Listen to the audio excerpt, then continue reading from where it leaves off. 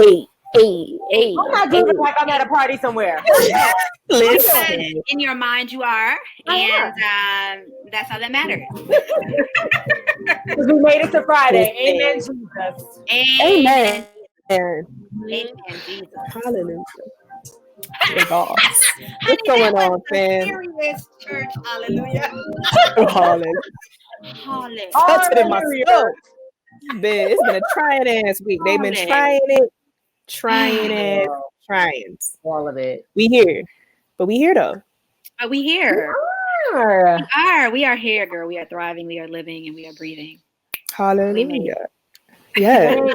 Okay, we done made it another day. We have. Let me get in here and start this watch party, which really every week. Why do I have such an issue starting this? Like last week, I couldn't start one at all, y'all. Like Facebook really be wilding. Yeah. They really be wilding. It's not. They be bugging. Easy. They be bugging. What's going on? How are you? Happy Friday, everybody. Yeah. Happy Friday. Hey, sippers. What's I going? What's I going? Hey. How y'all doing? Ready to cut somebody, but but I've been meditating, You've been meditating. I've been meditating. Listen, I got my mala beads. Every day I be like, Lord, because I don't want to catch a case. But we here, we made it, and I'm really happy to be with my sisters today. So exactly. And we're happy that we're all here together. I'm happy that I'm with y'all. Yo, what's going on, Ryan? Hey, Lisa. Hi, babe. Aw, dude. What's up, dude? Broski. He need to be having a drink. We done had a stressful ass week too. Lord oh, Jesus. Who we gotta fight? Nah, man. Listen, we gotta fight the healthcare system, but that's a whole nother conversation. Okay. Yeah, we'll talk about that another time. Let's make it happen. How you doing, Mo? Oh, sorry. Go ahead. It's okay. How you doing? I just want how you doing, sis? This is my last day in Kentucky. This is the last time I'm gonna be with y'all from Kentucky, and then I go back to my king size bed. Honey, put me in the B flat ride. Come on now. My husband done made me a cocktail. Oh yes. Bless, Aaron. I decided to join y'all. Yeah, what is it? I'm having a little old school screwdriver, a little orange juice, a little Tito. Orange juice. I might see me get a little lit tonight because it's been. Come on, Tito's. Carrie was lit a couple weeks ago. I told Roger it was her nights. Roger, what you sipping on? What you sipping on? Okay, so, right, because the last couple weeks I've been sipping on water and kombucha. I ain't been showing up. I've been slipping on my sipping. You've been slipping on your sipping. Slipping on her sipping. Slipping on her sipping. Okay. So don't tell the dude, even though he's probably watching, but I stole his bottle of plantation rum.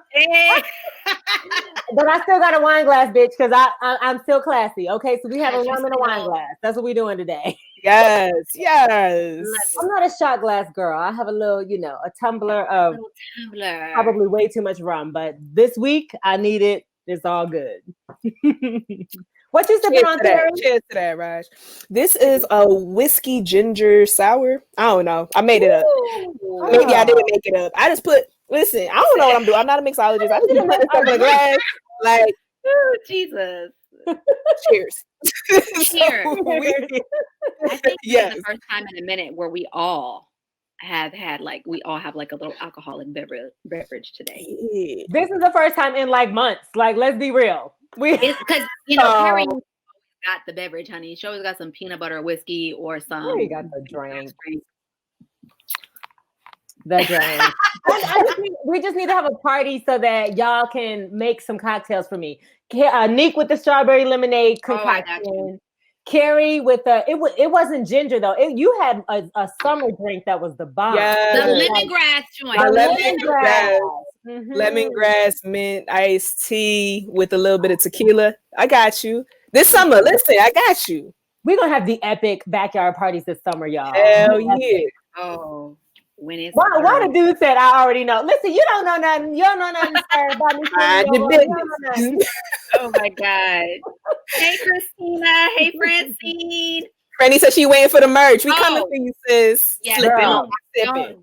We're gonna have definitely a shirt that says "Don't be slipping on your sipping." That's right. That's right. Coming soon. Word.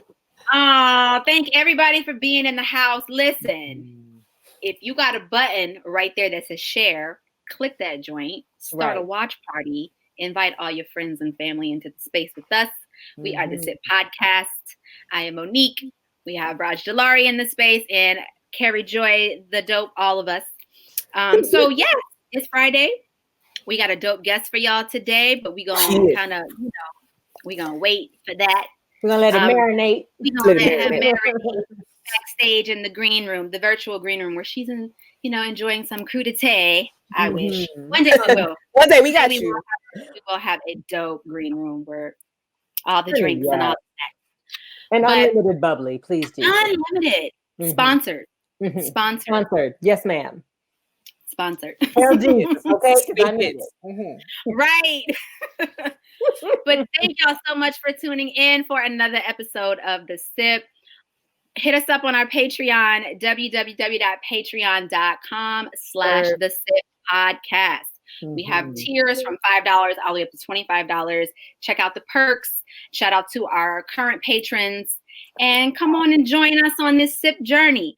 Yeah. Lastly, I would love to say, please head over to your podcast platform of choice and rate us. Our YouTube channel is popping, y'all. All our videos are up. Yes. So all our old videos, you can go, you can watch them, you can share them from YouTube. Please just share the movement. Thank you for posting that, Carrie. Please share the movement. Yeah. And we got some really dope guests coming up for y'all. We got just a dope year planned. So be in with us, y'all. Be in with us. Hey, Keeney, how you doing, girl? Hey, Keeney, what's up, girl? So yeah, man. Thank y'all so much for the support and for the love. Yes. So can we talk a little bit about our Sisters in Power for the week? Yes. First, y'all, we need a moment of silence for our elder, our ancestor who has passed on. We have lost a light, but heaven has gained an angel, or the great beyond, whatever y'all want to call it. But our incredible ancestor, Cicely Tyson, passed away at age 96 this week, I believe just yesterday. She was best known. I hate that people just always mark her as, they talk about her career in the 70s because her career spanned 30, 40 years. Yes. But I will say she's best known for playing Miss Jane Pittman. Also, she was in The Roots. She was in Sounder. She was in The Women of Brewster Place, which is one of my favorite. And my all-time favorite movie as a kid was Bustin' Loose. And it actually, one of the songs from that movie I played at my wedding. And it was with her and Richard Pryor. It was one of my favorite movies ever, along with many other incredible films. What I loved the most about our Cicely Tyson is she was always regal in the way that she carried herself. You knew the minute that she walked in the room that a queen had entered. Even she was so soft-spoken and small, but she just carried herself like a giant. And as I was reading up about her today, one of the quotes that the person said in the article is that throughout her career, Tyson refused to play drug addicts, prostitutes, or maids, any role that she felt that was demeaning to Black women. But when a good part came along, she grabbed hold of it with tenacity. So if ever there was a sister in power, it is definitely Cicely Tyson. If you don't know who she is, y'all take this weekend, watch some of her films, be inspired. What I feel every time someone like this passes away is the legacy of a Black woman. Someone posted, I think it was the woman from Kindred, the Family Soul, Aja. There's certain Black women that when they pass, the entire world of Black women stop to honor them. Absolutely. And seeing your timelines, just the love and the tribute that people have given to her has been incredible. So she's definitely our ultimate sister in power for this week. Absolutely. Yeah. We definitely salute you. And I just think it's beautiful because at the end of the day, she really lived, y'all. 96. 96. Right. Still being an actress. Like she played Annalise Keaton's mom, Viola Davis's mom in How to Get Away with Murder. Yeah. And to still be acting and killing it. Yes. At that age, I mean, just amazing. Yeah. And Kenny, you're right. She was in Tyler Perry films. I forgot to mention that, but definitely for those who are just knowing her from this generation. Yeah. To be able to, you know, obviously death is inevitable. It's like we all are going to have that moment one day when we're going to take our final breath on this earth. But to leave such a legacy behind is the beauty in her life, I think. She is leaving such a rich legacy behind where she has paved the way for so many Black women. And to see so many Black women just giving her that love, like you said, like people I didn't even know she had worked with just had a moment with her or a conversation with her. They will have that with them for the rest of their life. And so, may she rest in eternal peace. Absolutely. I don't know if you guys know Sweet Honey in the Rock, but I will say there's a song that they are falling all around me. They are falling all around me. And it's a song about the ancestors passing and how they become like the keepers of your tree. It's such an incredible song. And every time one of our elders passes, I hear that melody. So any Sweet Honey in the Rock fans, if y'all remember that song, shout it out, because we're losing our generation. We're losing our elders, and the question is, how will you show up in the balance? Right. That part. Yeah. What are we gonna leave behind? Yes. And like Ellen said, sang, Raj. Sang, you know, whatever. Like, you know, she was having a moment, so I ain't gonna, you know, but I wanted to. Yeah, no, I got you. Yes. Oh, thank you for that. Big love and honor. Yes, absolutely. And then Nick, you and I were talking about, I think about this a lot. Okay. So what I love about this show is I feel like I am an avid person for national politics, and Carrie is like my go-to for local politics. So Nick and I were talking about the news lately, and I've been thinking about this a lot. There is something so powerful and defiant about Black women being in spaces and representing us in larger markets in the world. And I say this for a reason, because during the Trump era, women in the news had to speak the truth to power in a way that probably could have cost them their jobs, or if they were at the wrong networks, they probably could have lost their jobs, but they still were bold, and they really drove the news for me personally. And so I wanted to shout out some women in power that those of you who don't know, I watch the news avidly, especially since beyond Trump, but I've been a CNN and news junkie forever. More times than not, I don't even watch reality TV now. I watch news. So there's a few people that Nick and I were talking about that we wanted to honor Black women in news media that we felt would be our sisters in power for this week.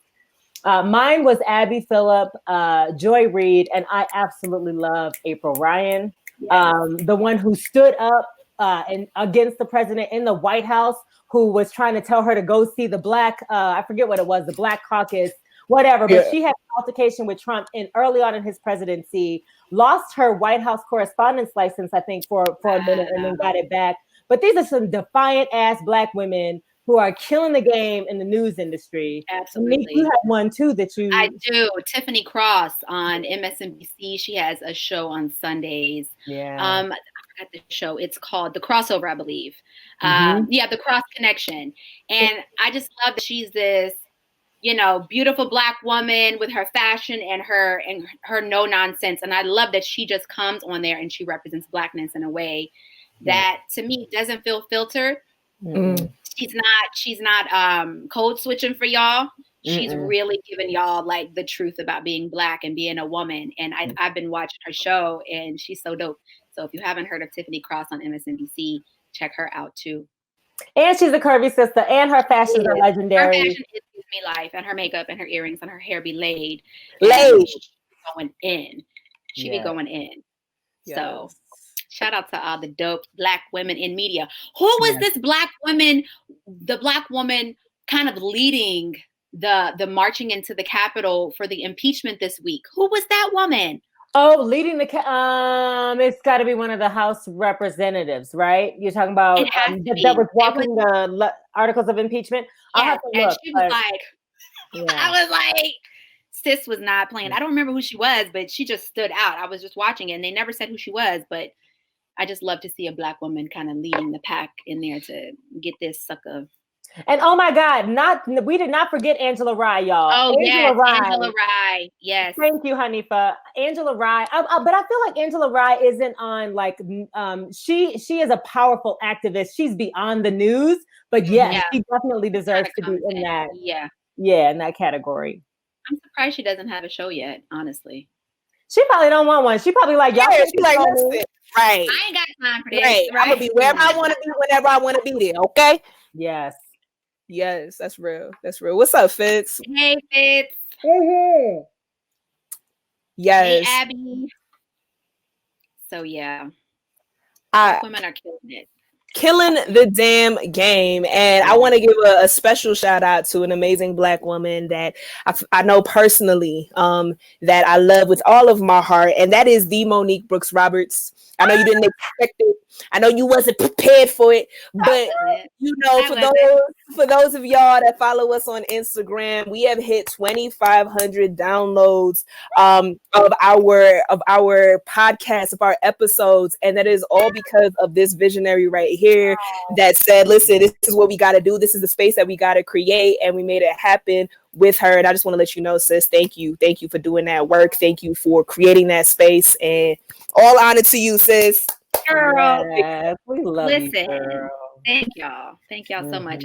When I saw the 2,500 downloads, I screamed. I was like, "Oh my gosh, this is amazing!" But also, I feel that I am nothing without my friends.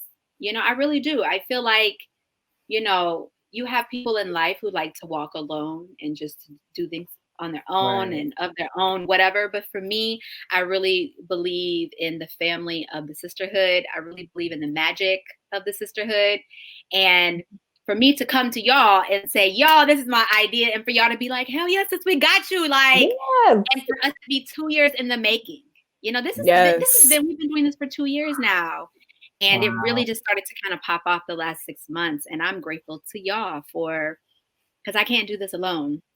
And each of you are just so dope. I was telling Raj the other day, like, sis, can I just write like you? Like, both of y'all, can I just like articulate myself in the way in which y'all do? Like you? Right. Can I do poetry like you? Like,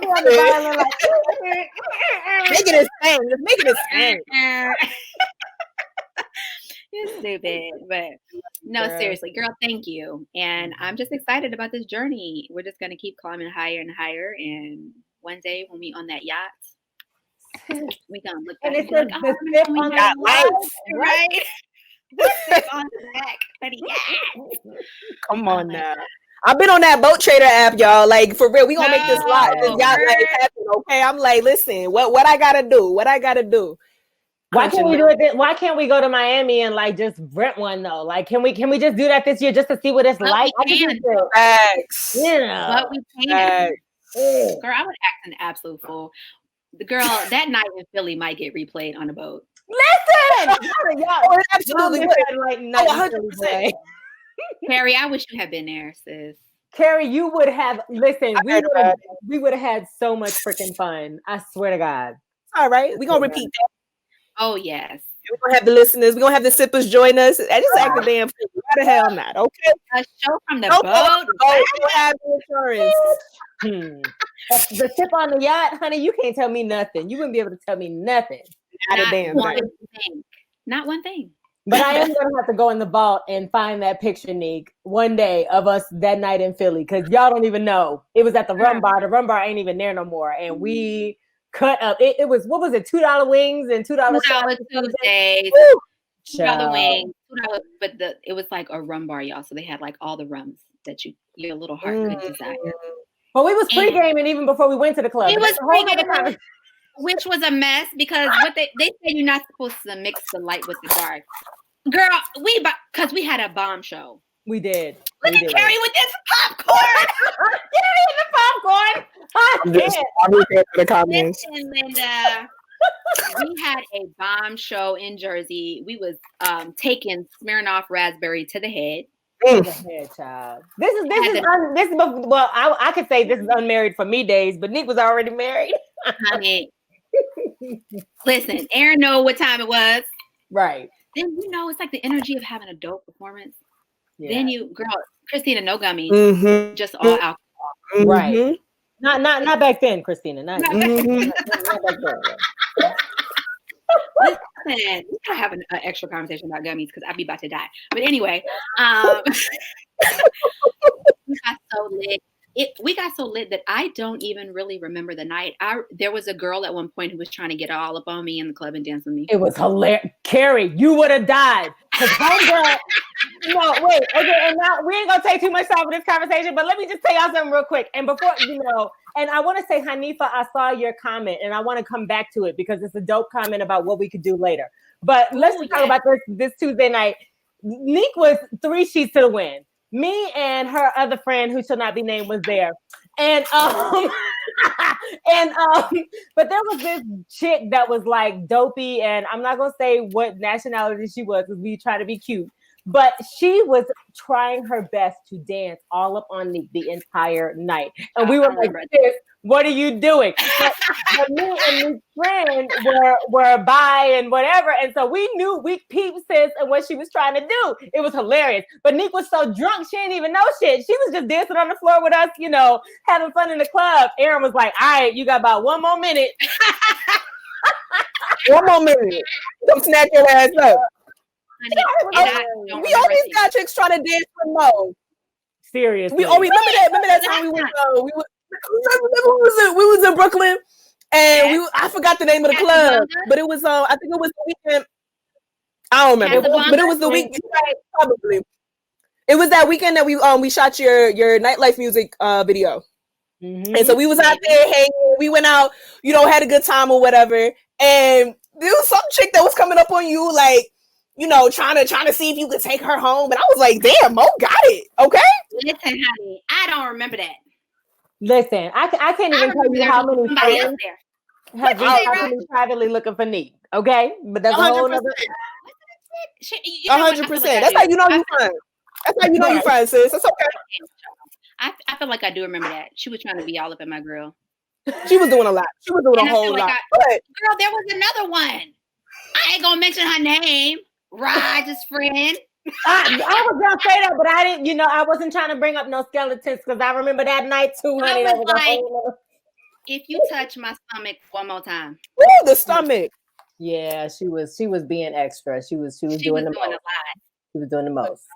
And I was like, you're cool, but honey, I'm straight. Anywho, I know you look good, Mo. You know you got it. This is not how that flawless is. Right. Janet said I would have tried to kick it to her too. I ain't mad at you, Janet. I got you. You know what I'm saying? But before we go on to our other sister in power, because we have one more that Carrie was going to mention, but I just wanted to come back to Hanifa's comment about she said I watch the SIP podcast periodically, and I would love to hear a discussion on general bridges, chasms between Black women. Hanifa, that we will take that and we will discuss it because we have these conversations privately all the time. Yes. And sometimes we don't put them on the SIP, but I do think that they're really good conversations to have. And I also would love for us to have more guests on the SIP who are older because there's so much that we can learn from our aunties and our elders that you guys could benefit from. So if you have folks that you would love to have us have on, let us know. But I'm with you, sis. I agree. No, that would be super dope. Definitely essential conversation. Thank you for that suggestion, Hanifa. Yes. The last sister in power that I wanted to recognize is somebody that you guys know very well, love of my life, Candy Sedabaka. She has been, as you might know, she is a representative of city council right here in Denver, and has been taking a lot of shots, man, on behalf of the people. Right, we have people in our communities literally dying out here on these streets because of policies that are drenched in white supremacy. And even though there was all of these uprisings and these movements that took place, there were so many performative actions, right? A lot of city officials are like, let's go ahead and declare racism a public health crisis, right? And not do shit about it, recognizing that people that look like me, just because they look like me, are literally dying. And so I just wanted to honor her because when she says Black Lives Matter, like she definitely goes out there and she puts herself out in the open, exposed to all of the bullshit, and she has been fighting. And so I know this week specifically, you know, there's been a lot of people, colleagues that she works with that have been like really organizing against her, trying to silence her, trying to drown her out. And I just wanted to give her mad love because she is doing the work for the people. She is defending the people. She is recognizing that, listen, we don't need to get along. Like, your feelings might be hurt because I suggest a certain policy. I don't care. There are people literally dying in the street and I'm worried about them. I'm trying to protect them. And so I just wanted to give her mad love because it's hard out here in these streets. So big up to you, baby. Yes. I love Candy so much. And we gotta have her back. I would take a whole nother episode with Candy. I really would. Because there's so many questions I'd love to ask her too. Yeah. Shout out She's to her. breaking it down. So that's it. That's all I got. So now that we done said the niceties, let's get into this BAN situation. Nick, I'm gonna let you go first because you girl, you about to preach a word. Preach a word. This needs to be part of the segment every week. He gives me my entire life, and I got you. So I'm going to be here every Friday. Okay. My BAN of the week is male fragility. Wait a minute, can you say that one more time for the people in the back? My BAN. Because all I hear is Carrie with the popcorn. My bad. Leave that good. Male fragility. Why male fragility? Well, because I'm living in a lot of it these days. I will not go into detail because I'm not messy. However, I will say I feel like it is a common thread when mess goes left. Even when I look back to like past relationships and why relationships with other men did not work out, it was always because of some BA-ness. Right. I am literally sick and tired of Black women carrying the world, the weight of the world, the weight of everything on our shoulders while having babies, building businesses, building careers, being married, dealing with spouses, dealing with regular shit that you have to deal with just to be Black. And then you got some BAN men in the mix who just can't get their emotions. You know, it's like women. I feel like a lot of times Black women, we don't always have the luxury to feel and then react on the feeling. If that makes sense. It's like we feel it. Facts. But then we have to be like, well, girl, you got to get over it because who's gonna take care of X, Y, and Z? And I feel like that's like just a common thing with Black women in general. And then just having to deal with certain men. Now, I'm not generalizing here because there's some dope men out here. There's some dope Black men out here. I'm not generalizing. So if I ain't talking about you, don't come on here and come for me with I'm not one of those men. Well, if you ain't one of those men, then great. Then how about you school some men who are? Right. Who ain't that? Right. I don't need you to tell me what you're not. What I need you to do is go out and tell some dudes who are and get them together. Exactly. I'm literally sick of women having to hold so much together. And then men can be so egregious with their mess, but can crumble. Why are you crumbling, my dude? Like Carrie said, why are you crumbling, my dude? Right. My God. I am literally, I have had it up to my top curl of my head to the pinky toe. I have had it. And I'm literally sick of it. It's like T.I. and the rest of them can cheat on their wife. Right. And expect you to take them back. But what's her name? Lori Harvey out here dating a bunch of dudes trying to see what she likes, and she's a hoe. No, she's enterprising, honey, and she's choosy. Right. And she ain't just settling down for nobody. So come on now. Their word is she's a hoe. I'm like, why? It ain't a hoe when Future was doing it. It ain't a hoe when Diddy was doing it. Well, because she dropped them like hot potatoes and moved on to the next thing. I'm literally somebody get Carrie with the popcorn. I'm sorry, Nick. I'm over it. I am, and shout out to the men who hold space for other women. But shout out to the men who can feel where we coming from and hold that space for us. And Fitzgerald is in the place, and I know Fitzgerald knows exactly what I'm talking about. Yes, and he is not one of them dudes. Right. I've just been so sick of it. If you are a male and you are bothered by the, so many people are bothered by the world, by the word, masculine toxicity, like toxic masculine. If it's a spade, it's a spade. If it walks like a duck, look like a duck, talk like a duck, quack like a damn duck, like a duck, it's a duck. So if you in your feelings, then that's probably you. Right. Wait. Fitzgerald said classic double standard though, because society positions Black women to serve. I agree with you, but I also feel like Black women position themselves to serve, and that's what we need to not be doing in 2021. And there is a lot of Black women who do. Yes. And I love that. And Black men got to do better policing ourselves and our friends. Absolutely. Preach. I mean, it's just Let me just say, what it's like white supremacy, and y'all forgive me because I know this is a hit dog will holler when I say this. A hit dog will holler. But I don't need to explain to you the ways in which men have been BANs to women. If you don't know by now, it is not up to me to educate you. It is up to you to educate your little man friends and get out of my face. That's right. All I'm saying. Amen. So just like y'all say to your white friends, I don't need to explain to you the history of oppression that Black people have gone through. I don't need to explain to you the history of oppression that Black women especially and women around this world have gone through dealing with some BANs. Amen. Girl, say that. Amen. Educate yourself, sis. Educate yourself. Google is free for every damn body. Everybody. Okay. All right. We've been taking too long. Rue put it on Instagram at the beginning of January. We had her on the show last year. Rue, shout out to Rue. Yes. Shout out, Rue. I am not telling you Googleable shit this year. Yes. Hell to the no. Absolutely.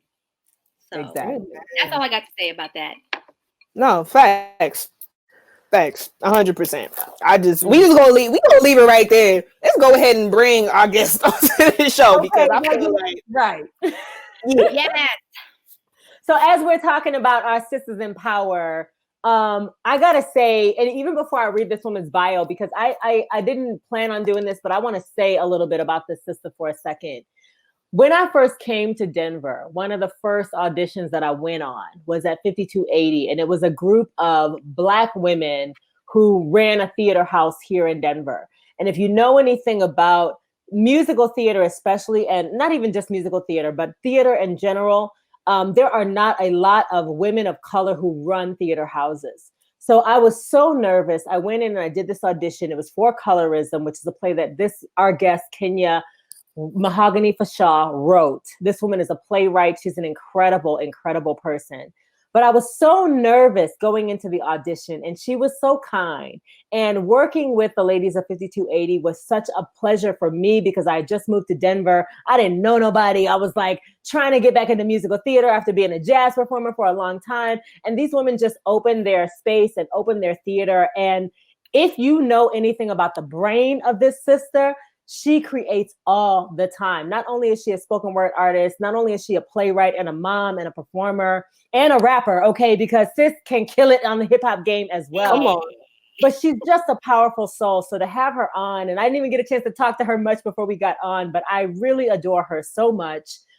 Kenya Mahogany Fashaw is the co-founder and chief creative officer of 5280 Artists Co-op. Kenya is a spoken word artist, actress, and playwright. She was a member of the 2012 Denver Slam Nuba's We Cut Heads Slam team. She was also a recipient of the Denver Center of Performing Arts Playwright Group. She has written and directed Colorism, Breaking the Chains of Complexion, which was produced by 5280 Artists Co-op in 2015, and I got to be in it in 2016. And it won a Henry Award for Best New Play in 2018. She was also nominated for other Henry Awards, which is the top award in theater here in Denver. She was also nominated for another Henry Award for One Night, Six Plays, which was produced by 5280 Artists Co-op in 2019, which included two of her microscripts, Hip Hop Matrimony, a hip hop musical in cages. I'm sorry, and the second manuscript was called Cages, No More Bondage. Kenya was honored as a Colorado creative in the Westward in February 2020. She creates stories to normalize people of color and to change their narratives. Without further ado, the incredible activist, artist, playwright, and all-around badass woman, Kenya Mahogany Fashaw. Come on, sis. Come on.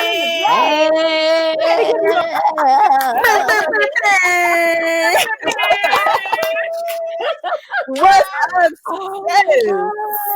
That intro was like everything. a family reunion. Yes. We love you, sis. We are so happy to have you here.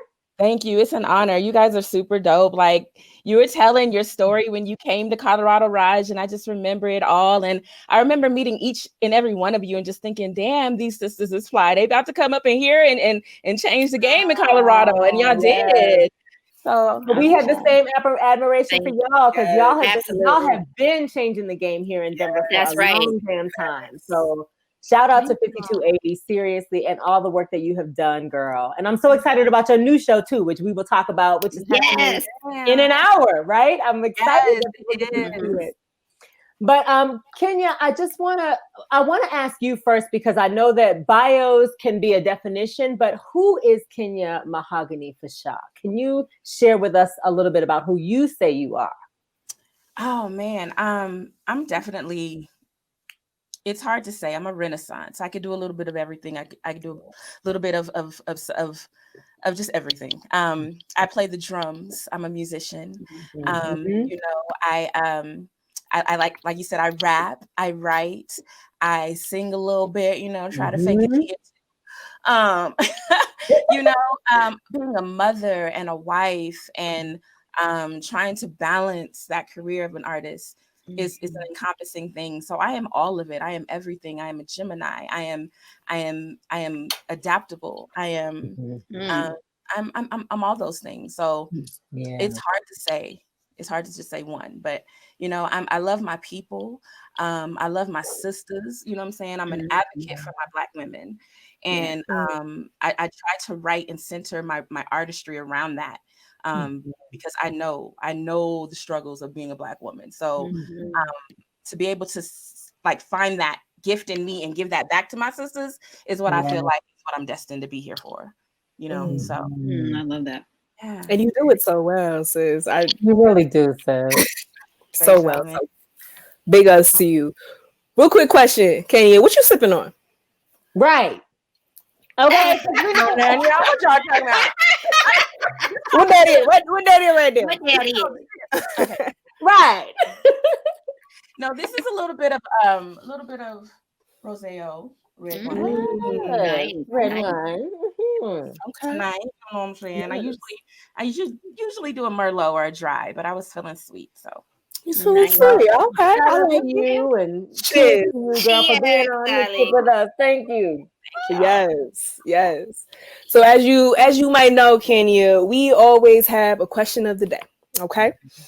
And so the question of the day this week is, what do you find is harder to maintain?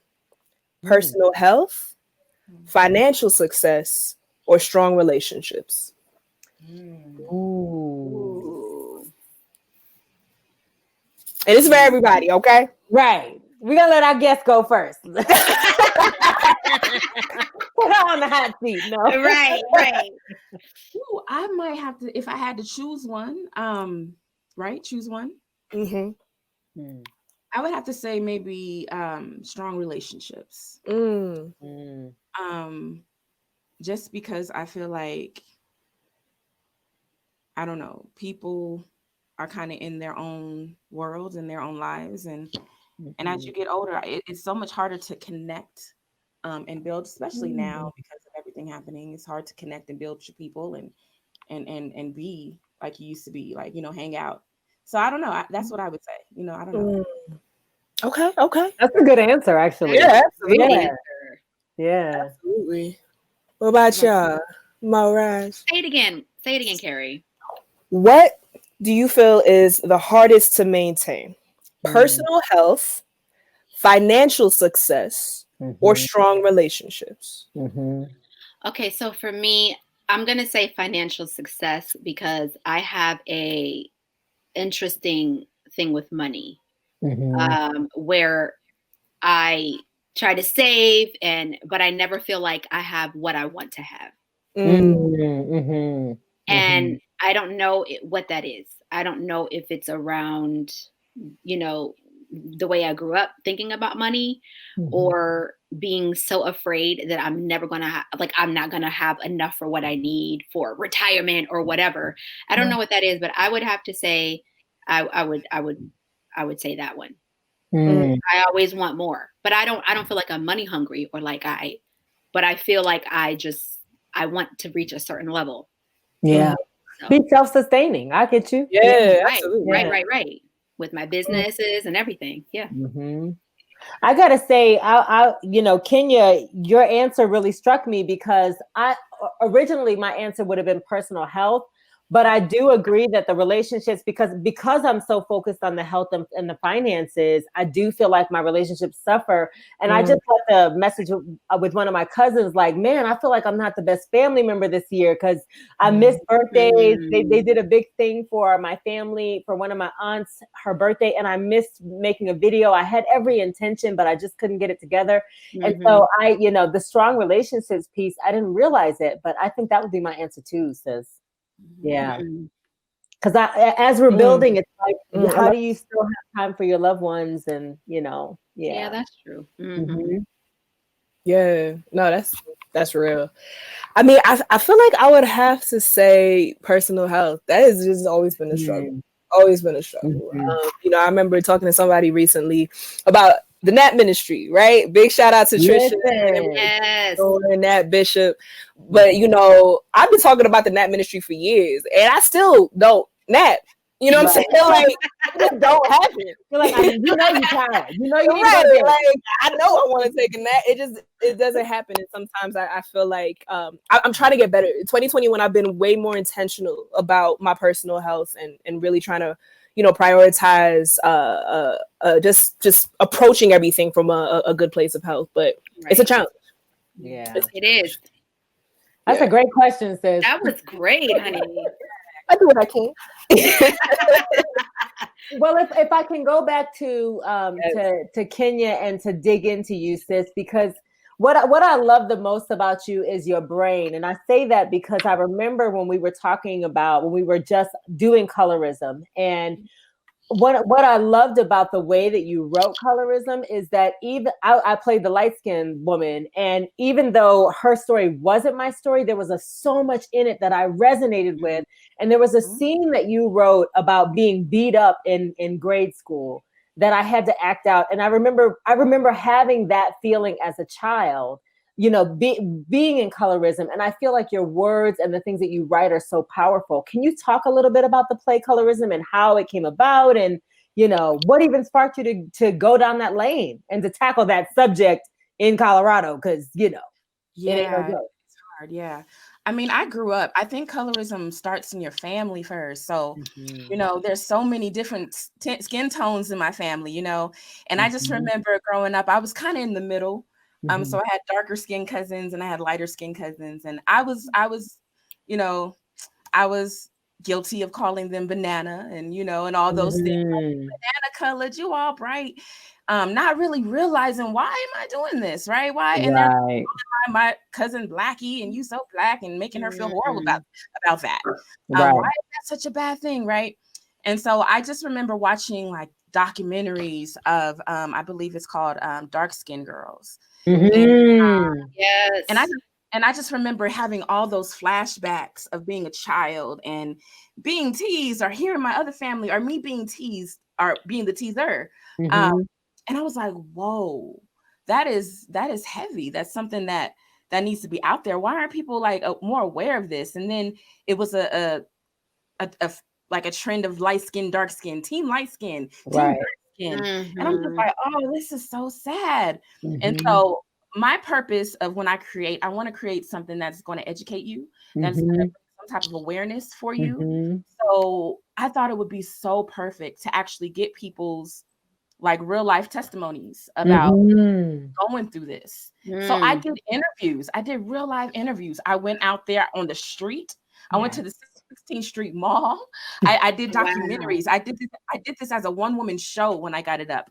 You know what I'm saying? Believe it or not, I did this. And so it was in the works. It was just a workshop thing, but I got the information from other people. So some of these stories that you heard in there are real life stories. Like the Locke story. Her name is Heather Randon. Shout out to Heather Randon. Beautiful sister. And she gave me this story. She went to Montbello High School. And she said, Kenya, like, it's crazy. One of them was just so jealous of me. She took a lock and beat me in my face. Yeah. Start calling me light skin, heifer you, this.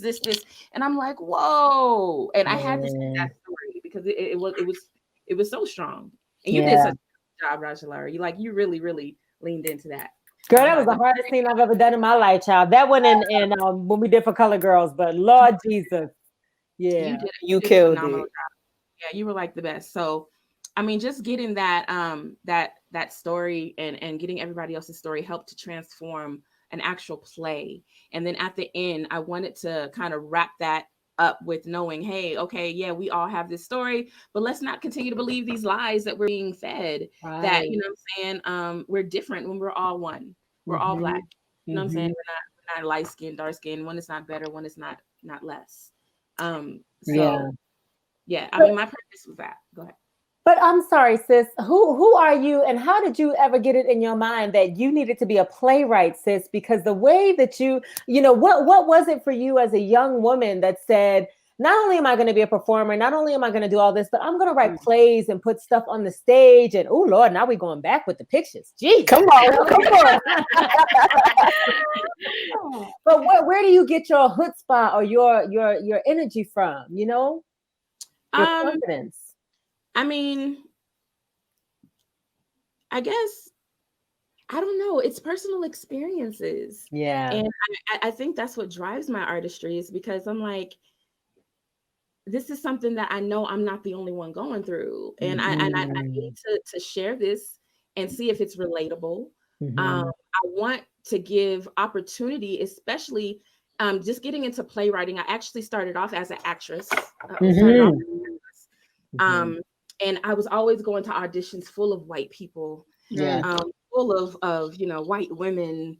And they would look at me and say, well, could you play a slave? Can you play an ancient mama? Or can you give us a little more attitude? That shit started to like piss me off. So I'm like, you know what? I'm gonna build something for me, for us, for the community, and focus on that. So my focus was to build 5280 Artist Co-op and basically create jobs and more networking opportunities for people of color. And it's just so happening that we are 3 Black women that are trying to make that happen. So shout out to Adrienne and Stephanie. Yes, shout out to the sisters. I love y'all. But I mean, that is our focus, is to be able to build opportunities for our own people, for our own community, because it was getting kind of out of hand. That's what I was saying. But yeah, it's amazing. It's been a beautiful, beautiful ride. And you know, I think was it 2019 or 2020? You were named as one of the playwrights, right? For the Arvada Center. Was it the Arvada Center? Don't give me the lion. But you were named as a playwright for 2020 for Westwood. I was it was a couple of things. So it was Denver Center of Performing Arts had a playwrights group, and I was get me together, girl. There was a lot going on. But yeah, it's the Denver Center of Performing Arts. They had a playwrights group, and it was like 4 playwrights, local playwrights, that were only offered this position. And we were supposed to do it last year and go through like a whole like writers group, and hopefully we would have one of our plays produced, but you know, COVID. But yeah, and the other thing was I was recognized as one of Colorado's creatives. Yes. That's amazing. So that was pretty dope. Girl, yes. And so you're based in Denver. Someone said, who is your favorite Black playwright and why? That is a great question, honey. Yes. I'm going to let that ride. Who's your favorite Black playwright? Man, I'm going to say, I mean, just because I've done her plays so much. In Tozaki Shange. Yeah. Honey. She's a playwright and a poet, so I relate to all of that. You know, rest in peace, rest in power to her. So I really dug into her work when I did for Color Girls, and she's just beautiful with the way that she choreographs her writing. She's definitely my favorite. I hope that if you haven't released it, you in doing for Color Girls, your monologue, Somebody Stole All of My Stuff, that needs to be on YouTube. Somebody, because every time you would do it every night, we all would sit and watch you, and it was just incredible, sis. Seriously. So, like, I still have it. Like, that's my go-to monologue when I go to auditions. But I love that. You need to, yeah. Thank you. I'm gonna put that on YouTube. Yes, absolutely. Well, I'm gonna let them ask some more questions before we tell everybody about the fabulousness that is happening literally in like an hour for you. Not even an hour for you. It's like, in an hour for you. The new show that you have coming up. But do y'all have some other questions? I do. Yes. I mean, you know, Kenya sis. I look to you, man. I look to you as like you're an amazing writer. And I have so much respect for what you do. You know, you said something that really resonated with me about the fact that you start having these conversations because you realize like you're not the only one going through it, right? And this is something that I talk with my students a lot about. Like to me, storytelling is an opportunity to experience some solidarity, right? It's an opportunity for me to talk about some things that I have gone through, some things that I've experienced, and just to see like how do we connect? You know what I'm saying? Like, do you have any similar stories, and how can we build solidarity around that? And so I just want to thank you for that. I really want to know, how did this all start? Like, when did you really like fall in love with putting pen to paper and just bringing it to life and making those anecdotes dance? Like, tell me more. When did it start? Okay, so I was one of them kids that like when company came over and was sitting in the living room, I was like, "Oh, look, y'all want to see my new dance? I got a new song. Y'all got a new song." Everybody be like, "Look at Kenya new song. Ain't she cute?" All right. So it was just one of those things, and I fell in love with words. I like I said, I became an MC first. I was rapping with this like rap group. I was like the first lady of this rap group. And I mean, I was in love with stuff. I mean, you know, back in the day when we used to rewind tapes and write the lyrics down. The lyrics, you know, like hopping in and making songs and just falling in love with rhythm and words is what I feel like where it all started. And being able to create something and act it out, you know what I'm saying? Like in spoken word form or monologue form, and having people feel the emotion through your writing is what was so great and led me to just continue to write. Like I started off as an MC, and a homeboy of mine was like, yo, you would be a dope poet. And I'm like, I do be writing poems. And so he was like, I do be though, I do. And he was like, I know this place called the Casbah. It's like, yes, do poetry and blah, blah, blah. And I think I was underage at the time, but he got me in. I didn't even have like my name, like my poet name down yet. Put me on the list without me knowing as Mahogany, and I got up there, and the rest was history after that. And so it's just been growing, and I just feel like it's just been stair steps. Like even as an actress, I feel like I loved acting, but writing is so much more of a fulfilling thing for me. And I think it's just another season, another plateau. I know. I feel like you're as strong of a performer and a poet as you are a playwright, because Ryan was talking about when you guys did your video project, and the poem that he showed me the poem that you had about falling in love with hip hop. And girl, like that was just so incredible. The way that you weaved in that romantic relationship into the words of the poem was just powerful. Thank you. I love that. Yeah. I mean, that was a real life relationship. I felt like I was transitioning into, you know, hip hop to poetry. Like poetry was like kind of my affair, you know. So it was dope. Did you take classes at all? Have you do you have any formal training when it comes to writing? Tell us. Yeah. I went to school for journalism.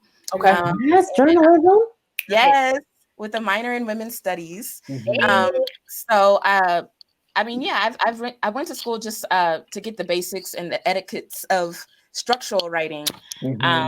But I mean, that's pretty much it. I feel like there's so much more I can learn, though. I feel like there's so much many more master classes I need to attend. So you know.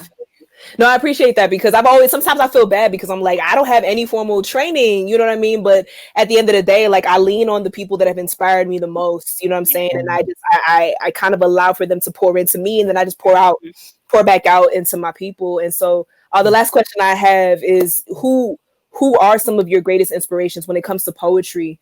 And it could be Ntozake Shange. You know what I'm saying? I'm just No. I am in love with Nikki Giovanni. Yes. Who was also Carrie's girl. That's my favorite. I love her. That was like one of my first poets that I fell in love with. Then it was like Maya Angelou, and just like I don't know. I fell in love with Toni Morrison as a writer. But all these Black women, like I felt like I sought after them. Like I really like wanted to see the writings of these Black women and see how they form. So these are my favorite writers. Men, I love Tupac. Oh yes, honey. Yes. Poetry. Yes. But yeah, I love any type of expression when it comes to words, and it's filled with a Black essence. Yeah. Black excellence. Yes. So, Yes. Yeah, I'm a fan of that. Nick, you said you had a question.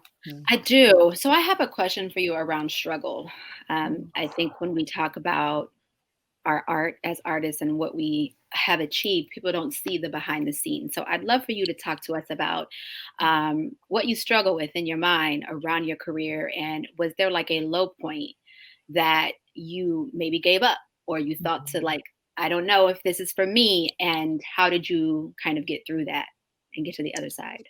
Definitely, because we're human, right? So Absolutely.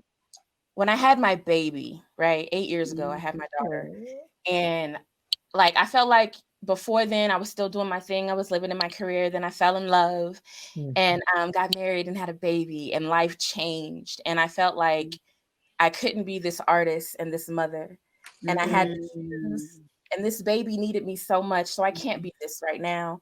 And not being that depressed me.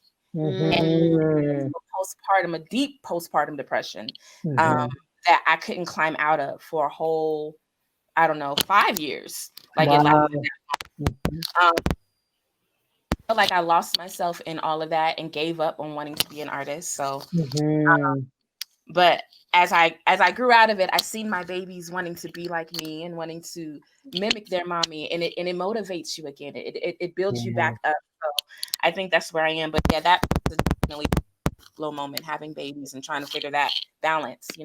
Right. Oh, I can relate. Yeah. Thank you for sharing that. No problem. Because that can be really tough. It is. It's hard. It's very tough. I love saying it because I feel like it's a weight lifted now that I can say it, because I wasn't able to before. It was hard, but. And your baby girl is the cutest thing ever. I love her. Every time we do plays together, I just want her to come in rehearsal and sit next to me so I can get. She's such a sweet little girl. She really is. I don't, energy too. She's a good girl. She's a good kid. Yeah. Thank you. Can you talk? Because I know you got to go, but I wanted to ask you a little bit about the Denver art scene and like what the experience has been for you, like getting these plays on stage, right? Because you have an idea, you write it in your notebook, but then you've been able to transfer it and like make full productions and stuff like that. How do you feel the Denver art scene has been for you? Born and raised here, you're from Denver, right? Like, what do you not like about the Denver art scene? All that. I mean, it's not as cultured as I like it to be, you know what I'm saying? But I feel like it's growing, you know what I'm saying? Now that beautiful people like yourselves are moving here. So I think that's awesome. But I mean, the Denver art scene, it's been a struggle. Like I said, for people of color, we had to create our own spaces because we were not accepted. And so being able to network with Stephanie and Adrian, like I knew them from like different areas and arenas of when I worked with them, and being able to collaborate and build our own thing is what I felt like I needed. I needed a team of beautiful, talented sisters to back me up. Y'all know how it is. Y'all back each other up so beautifully. Girl. So having that team is so important to have that stability, that foundation. And with the expertise of those two sisters, like they came in and you know, Adrian brought her expertise as an actress, and I love Adrian. I love it. I love her too. Such a dope actress. Oh my god. She knows everybody in the acting community too. So she was like our plug. Oh, our plug with that. And then Stephanie was basically like, you know, Mama Stephanie. She put everything on order. She had everything, you know, by the books. And I was just like the creative, like, you know, hey, let's just do this, let's just do that.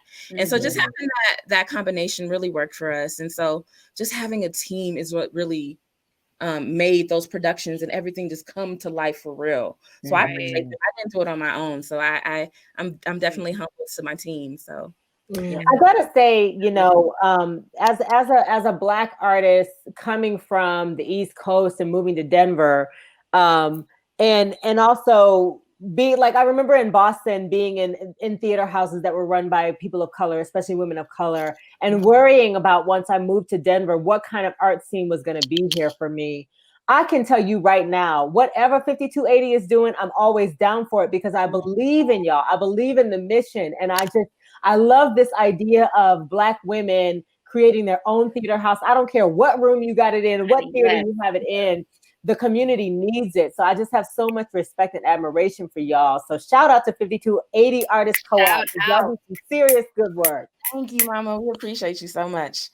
Some folks in our comments had questions. So Kenny wanted to know, like, what memorization techniques do you use? Like, what are some things that you use, like when you're on stage to recall a line or whatever? Like, you know, what do you do to get yourself in the zone? All of that. And Karen can probably, you know, chime in too. But go ahead, Kenny. Go ahead. I do this shit all the time, so I'll be like, I don't know. I don't know how y'all do it. God bless y'all. Yeah. Oh man, it's crazy. Like I write in my head because I feel like it's easier to memorize it. Like I'll add a line continuously. I remember I had a friend that used to call me the female Jay-Z because Jay-Z does that. He just writes in his head his rhymes. Yes. So add to it, and then I would say it again, add to that, and then I would find a melody because I feel like we memorize things when they're like a cadence or a rhythm. Like that's how we know songs, right? We can memorize songs so well. But, so as long as you can have that rhythm and that cadence in your head, I feel like that helps you to keep what word comes next and how that comes. So that's how I kind of train my mind to do it. So it's pretty cool. So you never write anything down? I mean, eventually I do. Eventually, I need to write it, but I'll write it in my head eventually, record it. Right. Yeah, that's up. I always have my voice memo, man. I'm like, listen, you know, some pop up, but I'm like, I gotta get this down, and then that's dope. That's so dope. Yes, like listening to a song, right? It's the voice memo. You listen to that, memorize it. Yes, exactly. And then I want you to give me like one word answers for these two names that I'm about to send out because someone mentioned it in the comments and I have a question. So my first name is your first thoughts about Amanda Gorman. Ridiculously dope. Right? And my second is Cicely Tyson. Oh, legend. Yes. So I know you have to go soon, so I just wanted to make sure I got those in because I know people y'all listen, the love that people are giving you in the comments is incredible. I just want to say, Hanifa said, Kenya is a striking chocolate sister with a prominent gap that represents, and she just gave all the traits that is incredible about you. We appreciate y'all for Hanifa. Love. Yeah. We love you. And then I also wanted to ask you, before we talk about your new show, before you got to go, you wrote a play. First thing, the last play that I saw before the quarantine was One Night, 6 Plays. So I feel like it's such a beautiful thing that the last piece of art I saw was something that you put on stage before the quarantine. But you also did a play about a couple, and I can't remember. Tell me the name of it, because the woman's in the bathroom and the man's outside the bathroom, and I love this freaking play. It's a short play, but it's a couple. Can you talk a little bit about that one? Yes, it's called The Hiding Place Hip Hop Matrimony. Yeah.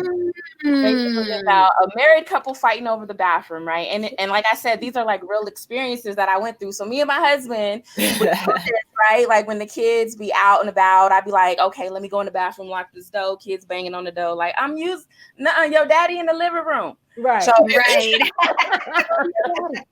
and we would fight over this bathroom, like, get out the bathroom. So I was like, wouldn't it be cute if I did like a rap musical about that? Yeah. That's dope.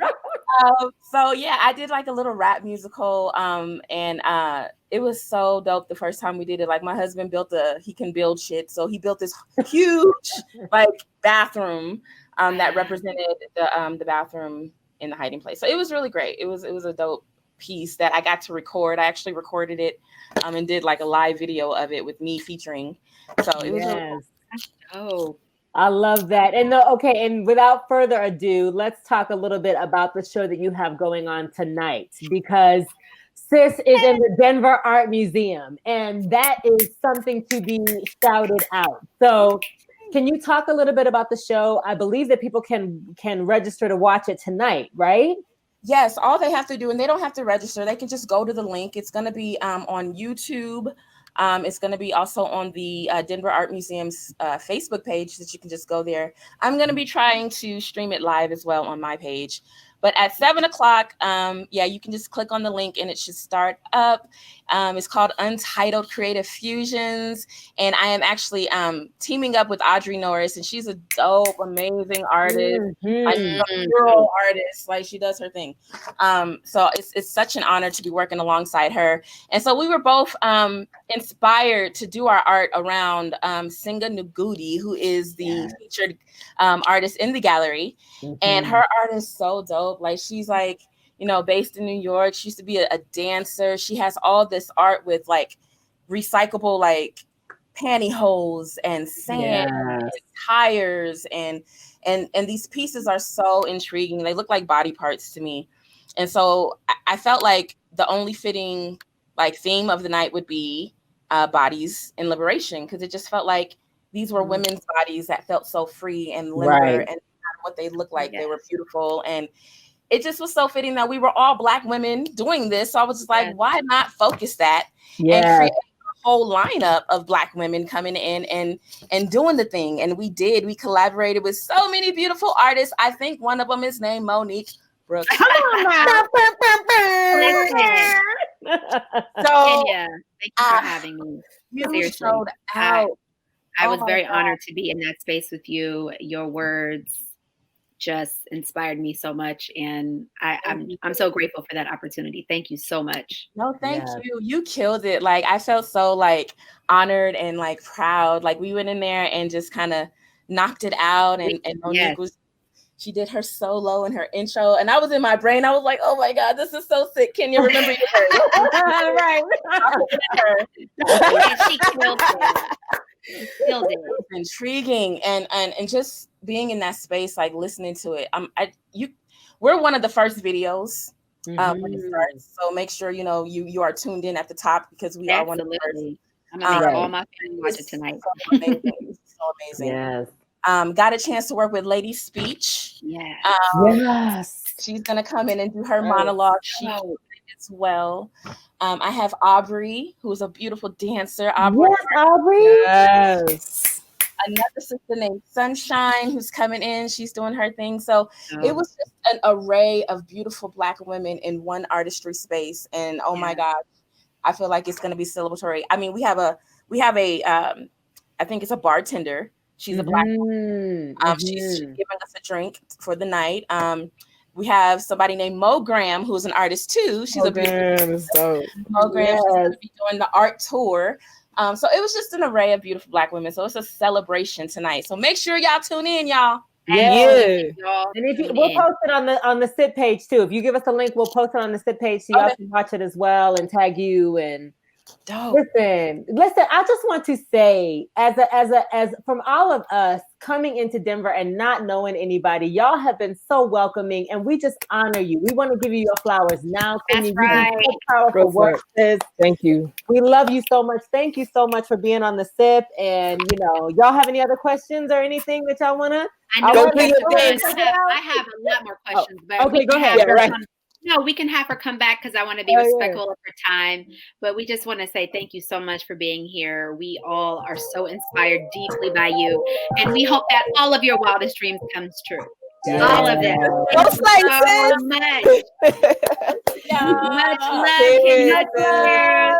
love. And our sister in power. Y'all, make sure you come back next week, same time, same place. Be sure to support us on Patreon and also check out our website and follow us on Instagram at the @SIP_podcast. Listen, we love y'all. We couldn't do this without y'all. We'll see y'all next week. Yes, we have Renee Berry, children's book author, coming on next week. So we're super excited to have her. So everybody have a beautiful weekend. Peace out. And go to the Denver Arts Museum Facebook page at 9:00 Eastern Standard Time and watch it. Yes. Tonight. Yes, y'all. Bye. Peace.